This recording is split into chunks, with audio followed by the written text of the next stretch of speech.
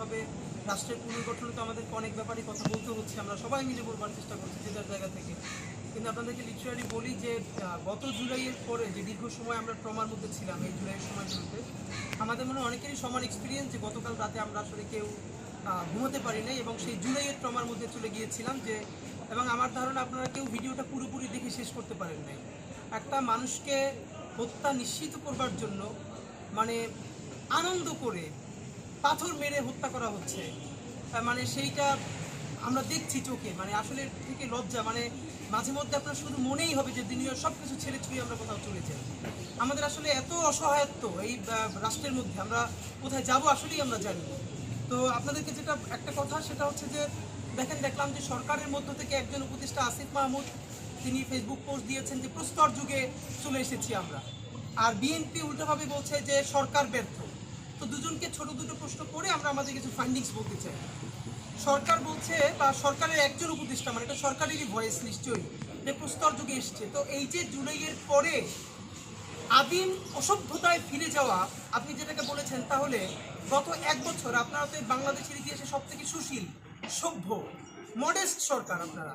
তো এই সুশীল এনজিওবাদী সরকার থাকা অবস্থায় বাংলাদেশ কিভাবে প্রস্তর যুগে ফিরে গেল? এই প্রস্তর যুগে যাতে ফিরে যেতে না পারে এই জন্য গতকাল একটা বছর আপনারা কি ছিঁড়েছেন? এই ছেঁড়া জিনিসটার নাম বলেন। পুলিশে কয়জন নতুন পুলিশ নিয়োগ দিয়েছেন? একটা শুধু কনস্টেবল নিয়োগ হয়েছে ছোট করে, অথচ এই রাষ্ট্র পুনর্গঠনের জন্য সব থেকে বড় আমাদের দরকার ছিল পুলিশ। হাজারবার বলেছি আপনারা কমপক্ষে 50,000 পুলিশ নিয়োগ করেন। এই 50,000 পুলিশ যদি একটা টাকা ঘুষ না দিয়ে চাকরি নিতে পারে তাহলে তার কোনো দায় নাই যে ঘুষ খেয়ে তারপরে সেই যেই টাকা দিয়ে চাকরি নিছে সেই টাকা ফেরত দিতে হবে। আপনি 50,000 তো দূরের কথা, আপনি কয়জন পুলিশ নিয়োগ দিচ্ছেন? আপনি নিয়োগ দিতে পারেন নাই।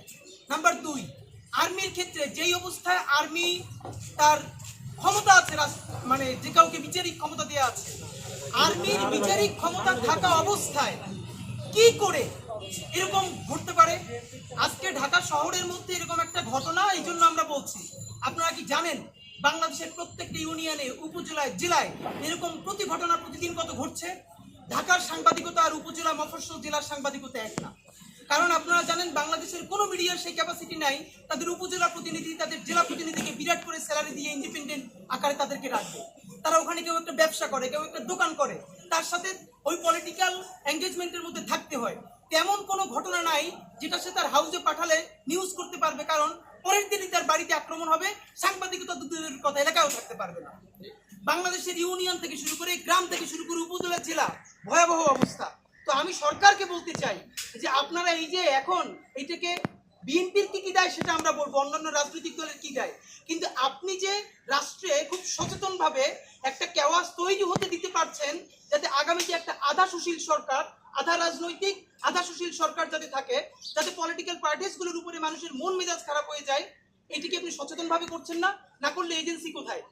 বাংলাদেশে উপরে আল্লাহ, সারা পৃথিবীর যারা ধর্ম বিশ্বাস করে যে একটা গাছের পাতা নড়লেও সে জানে, আর রাষ্ট্রের মধ্যে এজেন্সি জানে দুনিয়ার সব। এইখানে ভয়াবহ হত্যাকাণ্ড ঘটলো, শুধু ঘটে নাই, নিপুণভাবে তার ভিডিও করা হলো। তাহলে এই যে এজেন্সি কিছু জানে না, এর মানে আমরা কেউ যদি নাও জানি তাহলে তো রাষ্ট্র জানে। রাষ্ট্রকে কেন সেইটা গ্রেফতার করতে 3 দিন সময় লাগলো? কেন মিডিয়ায়, এবং আরো ভয়াবহ ব্যাপার হলো মিডিয়ায় খেয়াল করেন কিভাবে ব্ল্যাক আউট হয়ে যায় সবকিছু।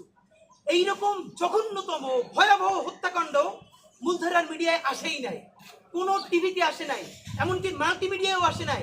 একটা দুইটা পত্রিকা ছোট করে নিউজ করেছে, এবং সেখানেও আবার 2-3টা পত্রিকা তারা তাদের রাজনৈতিক সংশ্লিষ্টতা এড়িয়ে গেছে। একটা দুইটা পত্রিকা সামান্য ইনসাইট দিয়েছে। গতকালকে দুপুরে 2টার দিকে আমাদের এক ভাই অ্যাক্টিভিস্ট তিনি এইটা সর্বপ্রথম এনেছেন, আমরাও বিশ্বাস করতে চাইনি, তিনি যেভাবে লিখেছেন। বিকেল ভিডিও সামনে এসেছে। আজকে আপনারা কেউ বলতে পারবেন যে কালকে ভিডিও যদি এরকম সামনে না আসতো তাহলে এইটা আজকে এরকম হতো? তারপরেও মিডিয়া এটাকে সেন্সরশিপ করেছে। মিডিয়া আসার পরেও দেখবেন গতকালকে সারা বাংলাদেশে রাতে যে স্বতঃস্ফূর্ত প্রতিবাদ হয়েছে, অধিকাংশ মিডিয়া সেটা লাইভে যায় না, তারা রেকর্ড রেখেছে, বলেছে পরে করবে। এখন কেন? মিডিয়ার চরিত্রটা হয়েছে এমন। দেখেন বাংলাদেশে এমন মিডিয়া হাতে গোনা 2-1টা থাকতে পারে যারা মূলত মিডিয়াকেই বিজনেস আকারে ধরে ওখান থেকেই তাদের হাউসের সবার স্যালারি হয়। মূলত এখানে মিডিয়ার কাজ, মিডিয়া কাজ করে না, মিডিয়ার কাজ হলো তার কর্পোরেট হাউসের স্বার্থে ডিলিং তৈরি করা।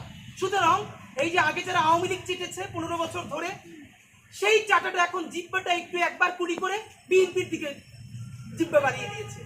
এটা বিএনপিকে বলতে হয় না আমাকে চাটো, কারণ সে জানে আগামী এখন আবার বেশ কিছুদিন ক্ষমতায় বিএনপিকে থাকবে, সুতরাং প্রচুর পরিমাণ বিএনপিকে চাপতে হবে। আপনার নইলে আপনারা বলেন কোন নৈতিকতার দায়ে আপনারা, আমি 3 থেকে 4টা মিডিয়া হাউসের ভাইদের সাথে ইনফরমালি কথা বলে বোঝার চেষ্টা করেছি যে ভাই সত্য করে বলেন আপনারা কি এটা জানতেন না? ওনারা সঠিক উত্তর দিতে পারেন না। এর মানে হলো ওনারা জানতেন কিন্তু ওনারা এত বড় ঝামেলায় যেতে চান নাই। তো এই যে সেন্সরশিপ, এর মানে মিডিয়া, আজকে একটা প্রশ্ন করি, ঢাকার মধ্যে প্রকাশ্য দিবালোকে পাথর মেরে মানুষকে হত্যা করা যায় এবং মিডিয়া দিয়ে সেটা ধামাচাপা দেওয়া যায়, তাহলে নির্বাচনের সময় সারা বাংলাদেশে হাজার হাজার কেন্দ্রে কত পাথর মারা হবে, কত গুলি করা হবে, তখন যে মিডিয়া কি করবে তা আমাদের বুঝ হয়ে গেছে।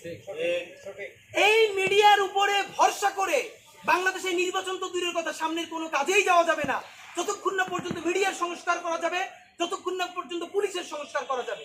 তো সরকারকে বলি, এই যে গত 1 বছরে আগের মিডিয়াগুলো তো সবাই মিলে কম বেশি আওয়ামী লীগকে চাপতে হয়েছে, ইচ্ছায় অনিচ্ছায়। আপনি গত 1 বছরে কয়টা নতুন মিডিয়া আনতে পারছেন যারা জুলাইয়ের ন্যারেটিভ নির্মাণ করবে? আপনি সেইটা পারেন নাই। আপনি মামলা দায়ের করতে পারেন নাই। আমরা ভিডিওকে সামনে আনার আগ পর্যন্ত আপনি গ্রেফতার করতে পারেন নাই। আপনি আবার সরকারের তরফ থেকে বলছেন কি যে প্রস্তর যুগে, এই প্রস্তাব যুগটা আপনারা করছেন যাতে এখানে পলিটিক্যাল সিচুয়েশন তৈরি হয় এবং এদেশে একটা আধা কাচরা আধা সুশীল এনজিওবাদী সরকার টিকে থাকে। আর এই এনজিওবাদী সরকার টিকিয়ে রাখার একমাত্র বড় কারণ হতে পারে মানুষ আগামী 1 বছর পর এই অবস্থা থেকে আওয়ামী লীগকে ফিরিয়ে আনার জন্য গণ আন্দোলন করবে।